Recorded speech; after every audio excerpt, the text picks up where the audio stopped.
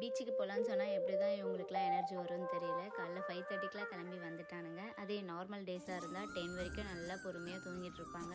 சரி போர் அடிக்குது, எங்கேயாச்சும் வெளில போகலான்னு பிளான் பண்ணி போன இருந்தால் ஈசிஆர் பீச். சன்ரைஸ் பார்க்கலான்னு நாங்கள் எல்லாருமே போனதும் அங்கே ஒரே சந்தோஷம். நிதிஷ்க்கு நல்லா டான்ஸ்லாம் ஆடிட்டு ஃபன் பண்ணிகிட்டு இருந்தான். சரி பொறுமையாக வண்டியை பார்க் பண்ணிவிட்டு போகலாமேன்னு எல்லோரும் உள்ளே போனோம்.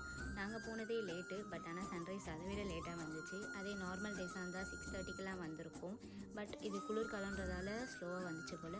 சரி பொறுமையாக பார்த்துட்டு போவோமேன்ட்டு வீடியோஸ்லாம் எடுத்துகிட்டு இருந்தோம். வீடியோஸ் எடுக்கிறப்ப லிதீஷ் ரீல்ஸ் பண்ணணுன்ட்டு ப்ராக்டிஸ்லாம் எடுத்துகிட்டு இருந்தார். அவனுக்கு இந்த ரீல்ஸ்னால் ரொம்ப பிடிக்கும். அதனால் சிம்பிளாக ப்ராக்டிஸ் எடுத்துகிட்டு இவங்க 3 பேரும் இதை கம்ப்ளீட்டும் பண்ணி முடிச்சிட்டாங்க.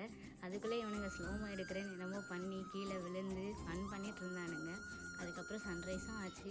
பொறுமையாக சன்ரைஸை பார்த்துட்டு பீச் ரோடுக்கு நாங்கள் வந்துட்டு சேலஞ்ச் ஜூஸ்லாம் எடுக்கலான்ட்டு உட்காந்து சேலஞ்சஸ் பண்ணிகிட்டு இருந்தோம். ஒரே டான்ஸு ஃபன்னுன்ட்டு என்னென்னமோ பண்ணிகிட்டு இருந்தான் லிதீஷு. அவனை வச்சு தான் ஃபன் பண்ணிகிட்டு இருந்தாங்க. அதிலே பாதி டைம் போயிடுச்சு. சரி கிளம்பலாமேன்னு வந்தால் இங்கே ஒரு கார் இருக்குது, இங்கே வீடியோ எடுப்போன்ட்டு இங்கே வீடியோ எடுக்கலான்ட்டு வீடியோஸ் ஃபோட்டோஸ்னு இங்கே கொஞ்சம் நேரம் டைம் ஸ்பெண்ட் பண்ணிட்டு அப்படியே சரி டைம் ஆச்சுன்னு வீட்டுக்கு கிளம்பி வந்தாச்சு.